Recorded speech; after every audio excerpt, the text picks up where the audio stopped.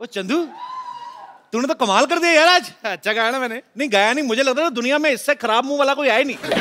इसने गा के और खराब कर दिया। क्या कर रहा है तू? भाजी इनको कुछ पता हो तो मैं बताऊं, मैं गजल सिंगर बन गया हूँ और गजल गाते गाते ऐसे एक्सप्रेशन आ जाते हैं। तू गजल गाएगा? आपको पता है भाई, स्कूल में बचपन में ये पोएम गाता था ना, दूसरे बच्चे गाते हैं कि मछली जल की रानी है, जीवन इसका पानी है। ये कहता है मछली जल की रानी है, नमक लगा के खानी है। तो तू कहाँ से गजल गाएगा बे? देखो कप्पू शर्मा, मेरी बात सुनो, मैंने प्रॉपर तलत अजीज साहब से ना तालीम ली है इसकी। कौन से वाले तलत अजीज साहब? जिनकी पीछे बर्फ की दुकान है। अब बेवकूफ, वो गलत अजीज साहब हैं, तलत अजीज साहब अलग हैं। और तूने कैसे सोच लिया तू सिंगर बन सकता है? भाई ये देखो, बार बार इनको बताना पड़ता है कि हम लोग खानदानी सिंगर हैं। अच्छा? मेरे जो परदादा थे ना, वो हैदराबादी नवाब के यहाँ दरबारी थे। वाह। दरबारी राग होता है, वो दरबान थे। इनके परदादा दरबान थे। उन्होंने फिर बेगम को छेड़ा, हैदराबाद की जो बेगम थी उसको छेड़ा। हाँ। उन्होंने फिर ऐसी जगह तीर मारा ना, सारी उम्र खड़े होकर साइकिल चलाते थे ये सच्चाई इनकी। और पारी आप खुद ही बताओ, उस टाइम पे साइकिल होते थे, घोड़े होते थे, और घोड़ा बस उठ उठ कर ऐसे से चलाते थे।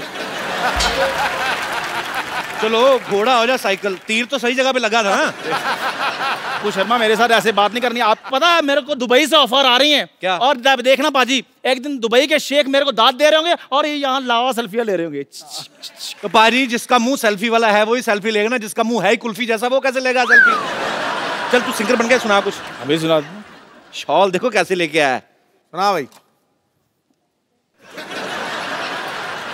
ये क्या कर रहा है? इधर नहीं करना कुछ यार, मैंने गजल वाला पोज बनाया है। गजल वाला पोज है ये? हाँ। खनकती सुंदर आवाज ने 7 सुरों को संवारा, गीत बनाए मधुर, गजलों को मौसीकी से निखारा।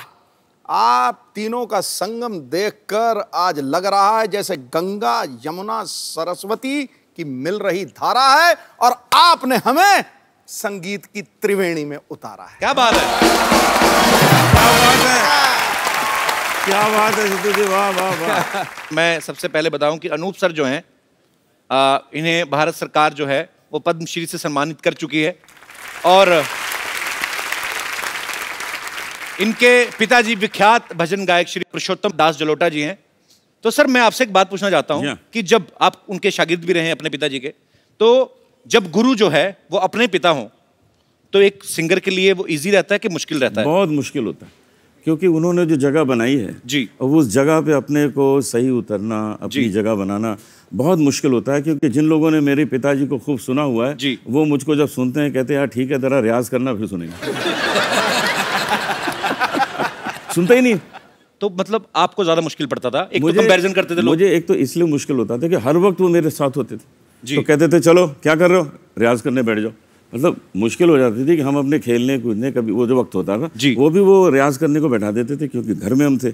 लेकिन उसका जो फायदा हुआ वो आज नजर आता है कि मुझे कहाँ पता था कि मैं कपिल शर्मा के शो में। अरे बाप रे सर, ये ऑनर है हमारे लिए। मेरे पिताजी ने मुझे पहली बार बताया था कि मैंने जब इनको पहली बार सुना अनूप सर को, तो मैंने भजन गाते हुए सुना, तो मेरे पिताजी ने कहा कि इन्होंने गजलें बहुत अच्छी अच्छी गाई हैं। तो मुझे तो सर मेरे मन पे इतना प्रभाव था आपका, मुझे ये लगता है कि जब मैंने ऐसी लागी लगन पहली बार सुना ना, ऐसी लागी लगन मीरा हो गई मगन, तो मुझे लगता था कि भगवान कृष्ण का डायरेक्ट कांटेक्ट नंबर इनके पास होगा। मेरे पास है वैसे है? हो भी सकता है सर। तो सर एक तो मतलब आपने जितने अच्छे अच्छे प्यारे प्यारे भजन पूरे हिंदुस्तान को सुनने के लिए दिए हैं, और आप वो चेहरे पे भी चीज आ जाती पाजी, तो आपका चेहरा भी धार्मिक हो गया, पता आपको भजन गा के? मुझे कई लोग कहते हैं। तो सर एकदम से शराब वाली गजलों के तरफ कैसे बढ़े आप फिर? नहीं, हुआ क्या है कि मैंने पहले गजलें गाई थी जी, मेरी गजलें काफी पॉपुलर हो गई, और उसके बाद एक मेरा भजन का एल्बम आया तो भजन ने ओवरटेक कर लिया गजल जी को। बिल्कुल। तो वो मामला तो उल्टा हुआ है मेरे मामले में जी। लेकिन जब भजन इतने पॉपुलर हो गए तो लोगों ने कहा जी आपसे भजन ही सुनेंगे, तब से मैंने धोती पहनना शुरू कर दिया था।